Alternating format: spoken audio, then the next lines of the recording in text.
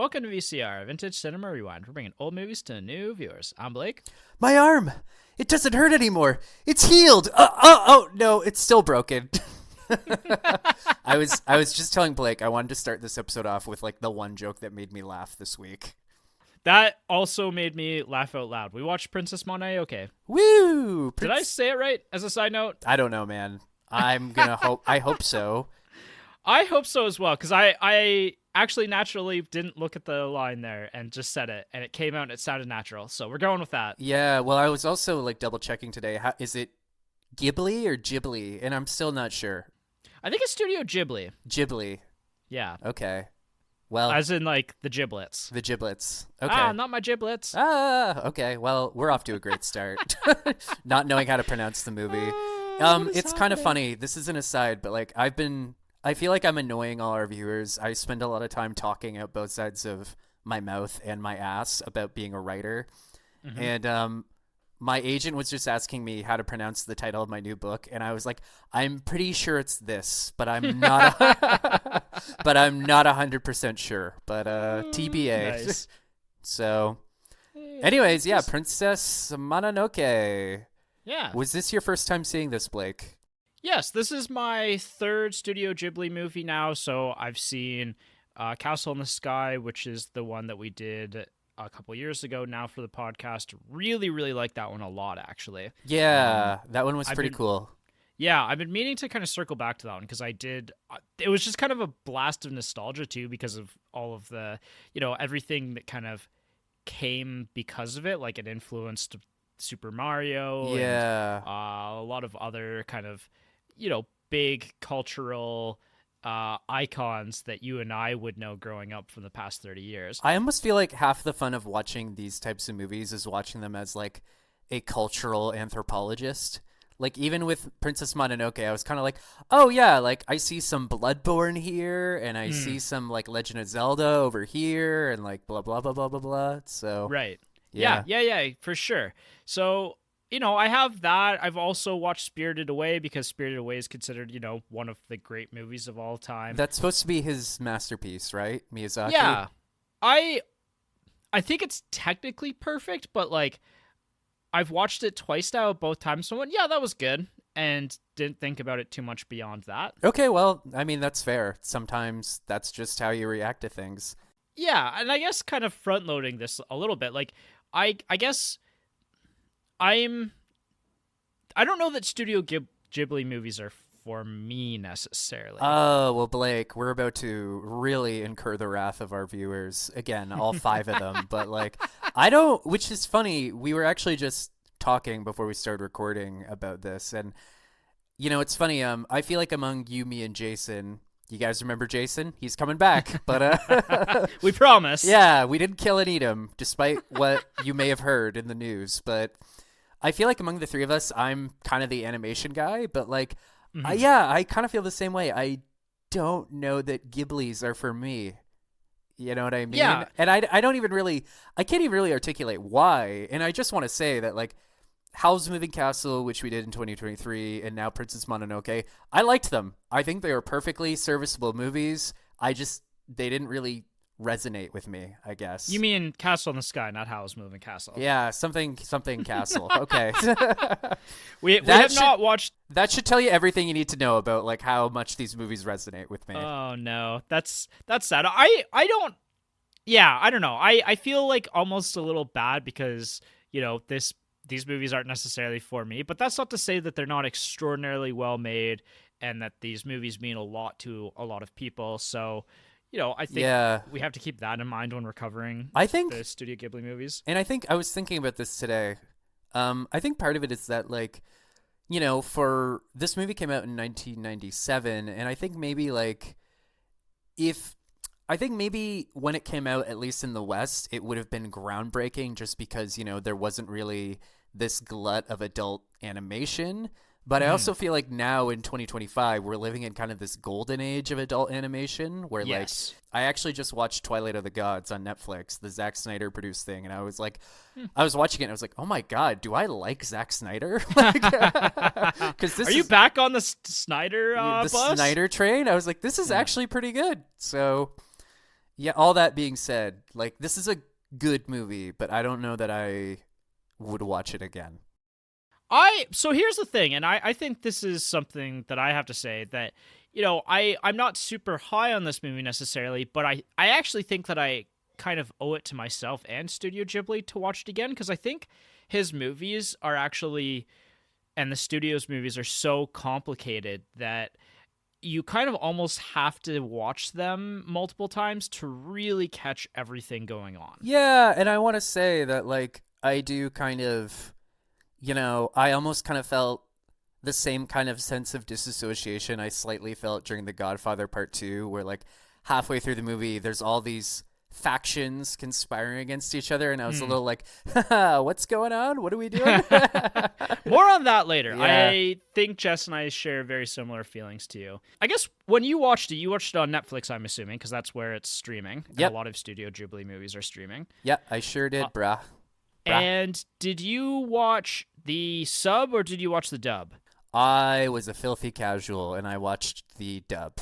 Okay, we're on the same page then. And I feel like that's what we did with the last Ghibli movie we did with Jason. Yep. But yeah. Well, and the Studio Ghibli movies are known for having really strong dubs. Okay. And I think that, like, we'll get into the cast in a minute here, but this cast, like, as this movie was going on, I was like, oh, I know that voice. Like, yeah, instantly recognizable. There's a little bit of that, too, where I was like, oh, hey, it's that guy, right? Yeah. I remember when we watched Castle in the Sky and Andy Dick showed up, and it was like, get the fuck out of here, Andy Dick. What are you doing in this movie? Like, that's hilarious. Yeah. And, I think that's kind of fun, but at the same time, I was reading into that as well, and despite the fact that it's actually relatively well known that the dubs for the Studio Ghibli movies are really good and some of the best dubs ever made, actually this movie is a little bit controversial for its dub because it changed some of the narratives in the story and actually... Oh, really? Yeah, so I actually think that I did myself a little bit of a disservice this time watching the dub. Well, it's kind of funny. Like, we just watched the English dub of Django, which, to our credit, it seems like neither of us could find the original Italian sub. But it's funny how it's kind of like, and you know what? I think dubbing and localizing an anime or just any kind of movie from one country to another has got to be like a really stressful, really thankless task. But there were certain moments in this where I was just kind of like, was that funny? Like, was that supposed to be a joke or just things sounded kind of clunky? And I was a little like, right. All right. Like, Well, and things get lost in translation too, right? Like especially with like the Django movie last week. Well, and I don't want to throw shade at, one of the most celebrated Japanese animated movies of all time, but there was definitely a couple moments where like people are talking and I'm like, your lips aren't fucking moving, bro. Like, I see, my brain has gotten to the point where I've seen enough dubs or seen enough like subtitles that my brain could kind of turn off the like voice mouth matching. And right. I usually, by like 10, 15 minutes into a movie, I usually kind of don't really pick that up anymore. I know. I'm just being a little bitchy. I'm sorry, guys. This is just what you get with Michael. Oh, Jesus. All right. Do you want to start with the plot? Yeah, sure. So I want to say before we get into it, this movie has one of the briefest and most expedient first acts I've ever seen. Yeah. It's like 10 minutes, and I'm just like, cool, we got it. You know what? I thought that was really strong, actually. We'll talk about that more in the deep dive. The opening is very strong.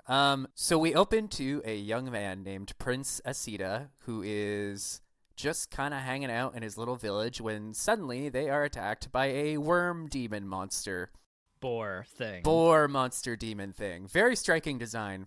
So yes. Our young hero leaps into action and tries to lure this boar monster away. But in the process of saving his sister, he is branded by this creature. And after conferring with the village elder, they consult the runes or whatever, and they basically just tell him, like, you've been cursed by this demon. It's going to rip out your soul and then kill you.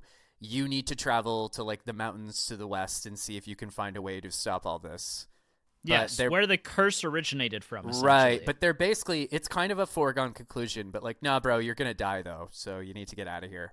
Yeah. And I gotta say, like Prince Asita just kind of takes it all in stride. He's just kind of like, Hmm. all right, well, I'll see ya. He doesn't even wait till morning. He just heads out. Yeah, it's quite the like introduction to the hero's journey, right? Yeah, like none of this fucking waffling around. Just get out of here.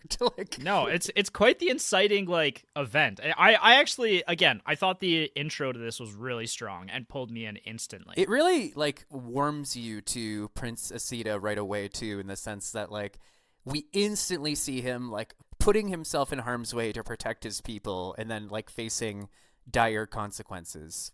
Hmm. So he heads off to the west and sort of gets embroiled in this big war between this place called Irontown, which is like a settlement founded by all these human outcasts of like lepers and prostitutes who are like mining all this ore. And then these forest spirits who are in conflict with Irontown because Irontown is essentially like cutting down trees and like poisoning their land. So there's a big war going on between basically the humans and the forces of industrialization, and then these ancient Shinto gods and these like earthier nature forces. And Right. on the side of the wolf packs in the forest is the titular Princess Mononoke, who is essentially like a human woman raised by the wolf gods, and she is trying to assassinate the leader of the human settlement to stop this. Yes, and something to kind of note as well going into this that I think confused me while I was watching this is that the Princess Mononoke, her name is actually San. Yeah. And Princess Mononoke in Japan actually means like the angry princess or the mad princess. Right. And so they didn't change the title for that, but I actually kept getting a little bit confused because they use San a lot for her name because that's what her name is. Well, that's her name. Yeah. Yeah. So, but I just kept thinking, wait, is this Mononoke? And I kept getting confused between who we were talking about in some sequences. Yeah, well, it's kind of funny. Apparently, I did the faintest amount of research as always, and it turned out that like the working title of this was like The Legend of Prince Asita or something. But I guess the production team loved San so much that they changed it to Princess Mononoke. Apparently, Miyazaki was a little resistant to it, but he kind of just gave in. So yeah. So essentially, like with a lot of Miyazaki movies, I'm told it's very much a fable about, you know, nature versus technology. Yeah, and I think that's actually like really apparent, right? Like even in what you described, like this is essentially, yeah, exactly that. It's exactly that.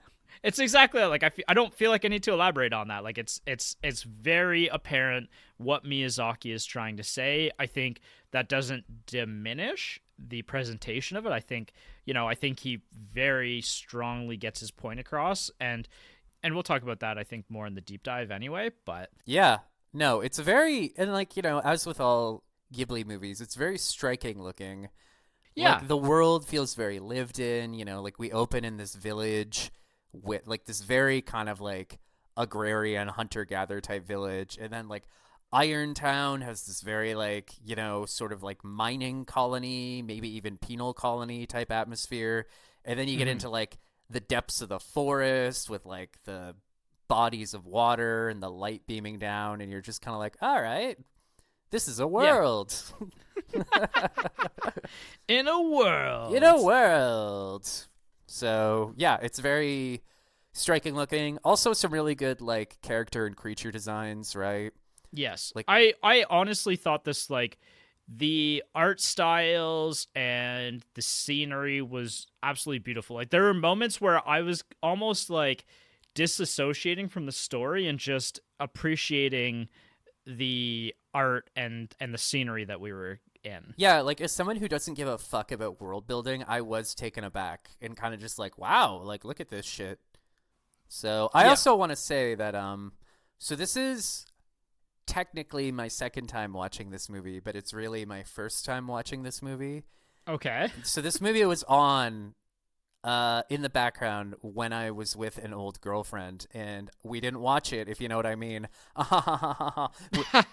Jesus. We actually just had a fight and went to bed angry, but so I was kind of going in blind, and I have to say that like I was not expecting this movie to be as violent as it was. No, neither was I. I kind of actually partway through was like, wait, is this a PJ movie? Yeah. It's PG-13. Well, it's like, so what's his butt? Prince Asita has this like demon arm that gives him superhuman strength, and at one point he's like firing arrows so hard that he's taking people's heads off.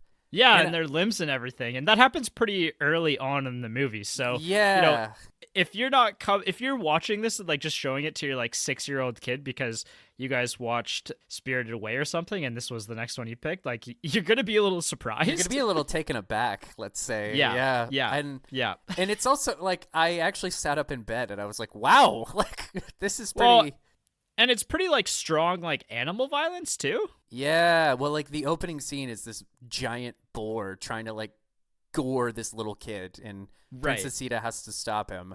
So it's a lot. Yeah. Well, it's just funny. Like my last Ghibli movie was, you know, Castle in the Sky, where the most violent thing that happened was a little girl got her pigtails shot off. Yeah. So going from that to this, I was a little like, whoa. Okay. Yeah, I think it's definitely like this one's one of his more mature movies, right? I guess so, yeah. And maybe that just goes with like the subject matter and the theming, but Yes. Yeah, I very much agree. Like this is definitely a movie for more like I don't know, 12, maybe 11 to like 15-year-olds. Maybe, yeah. I can imagine this might have caused a stir when it came out in 1997 because like can you imagine like you know, back then the most adult animated thing you'd have seen would have been like I don't know, The Simpsons or South Park. And then all of a sudden you got like people getting their heads shut off. Well, and this was one of kind of the first big Japanese animated movies to actually come to the States, right? I Right, think. yeah. So it's definitely the first one from the Studio Ghibli group. So characters and people you may know. I'm sorry, I'm not going to butcher all of the Japanese names of all of the voice actors here. So I think that actually if you go to Wikipedia, there's a really nice chart that shows the voice cast because there's obviously the Japanese voice cast and then the English voice cast, and it kind of shows comparison who each person is. So I'm just going to name off some of the names from the English voice cast. Billy Crudup playing Prince Ashitaka. Billy Crudup, I don't know if you know him from a whole lot. He was in Alien Covenant, which is a movie that did not do well, but I actually really enjoyed because I watched it last year for the first time. And he also starred in The Watchmen as Dr. Manhattan. Oh, yeah. Yeah. I knew him from somewhere, right? Yeah. He's been around. Yeah. I feel like he's kind of just been on like the fringe, like of A-lister. Like he never quite like became a big household name, but every time I see him, I'm like, oh yeah, this guy. Huh. Good for him. Yeah. And then opposite him is Claire Danes playing Princess Mononoke, San. Again, another actress that I actually wasn't as familiar with. She's been in Homeland she was in Homeland, the TV show, for like 10 years. Oh, wow. And almost 100 episodes. Good old network TV. Yeah, she was also Juliet in Romeo and Juliet. I believe that's the one that has Leonardo DiCaprio as Romeo. Oh, yeah. From the 90s. So I always thought that was like what's her name from X-Men, but apparently I'm wrong. Apparently you're wrong. Apparently I'm wrong. Maybe Claire Danes is from X-Men. Maybe. I don't know. And then you've got Minnie Driver playing Lady Eboshi, who I don't know that you mentioned in the plot summary, but she is one of the most important characters of the whole film. Like, I think the film's actually more centered around Lady Eboshi than it is San. She's definitely more protagonisty than he is. Yeah. And so Minnie Driver playing her. Minnie Driver, probably most famous for Good Will Hunting, but she's been in plenty of movies and TV shows in the last 5 years. So She might be a name you know. And then I wanted to mention, did you pick up Bender in the movie I at all? sure did. John DiMaggio plays Gonza. Yeah. There was a point in time when I was like, wasn't Bender supposed to be in this movie? And then this voice went, and I was like, oh, there he is. Okay, if there's ever like a gravelly voiced, loudmouth tough guy, chances are it's John DiMaggio. So Bender. And he does it so well. I know. There was one voice that I instantly was like, oh, isn't that so-and-so? And then I looked it up, and I was like, no way it is. Can you guess who it was? Billy Bob Thornton as Absolutely Billy Bob Thornton. Yeah, I didn't actually. I had to Google it after the movie, but I'm like, oh yeah, there he is. Instantly, as soon as Jigo the monk started talking, I was like, oh, that's Billy Bob Thornton. Yeah. And I was right. Who's probably a household name. I don't know that we got to talk too much about Billy Bob Thornton. He's honestly like one of the creepiest and weirdest actors of the last like 30 years. Yeah. Very strange person. Very good actor though. Amazing. But he brings it, he brings that kind of energy to like everything he does. Like he was in the first season of Fargo, which is really good TV, and he's one of like the great villains, I think, of TV history. Oh yeah. In that show. And he recently was in Landman, I think, which I haven't watched yet actually, but everybody keeps telling me it's supposed to be really good. Landman. I just I don't have time for all these fucking shows. Exactly. That's exactly it. Jada Pinkett Smith's in this movie too, and I didn't notice her. I'm going to be honest. I don't know that I've seen enough of her in other things. You know what I mean? Like, I don't know that I would recognize her voice. Right. Yeah. I actually thought Gillian Anderson playing Moro in this movie, I thought she was Lady Eboshi for like 80% of the movie, and then I was looking at it on my phone. I was like, oh, I've got this wrong. That's another thing where like I kept hearing her voice being like, I've definitely heard this lady from somewhere. And then I looked it up. I'm like, oh, yeah, it's Gillian Anderson. One other guy I did recognize is someone who's appeared on the podcast a few times, and that's... Oh, more than a few times at this point. That's Keith David as Okoto, the boar king. Man, the whole time, every time Keith David spoke in this movie, I was like, God damn it, who is that? Oh, see, that's... I don't know. Maybe I just have more exposure to Keith David. As soon as the boar started talking, I'm like, oh, hi, Keith David. Yeah, he's great. He's great in absolutely everything. And I would say that's the bulk of the main cast and the main voice actors from the English dub. And everybody's really good in this. So yeah, you gotta hand it to Ghibli movies. They sure know how to attract talent. Oh, yeah, for sure.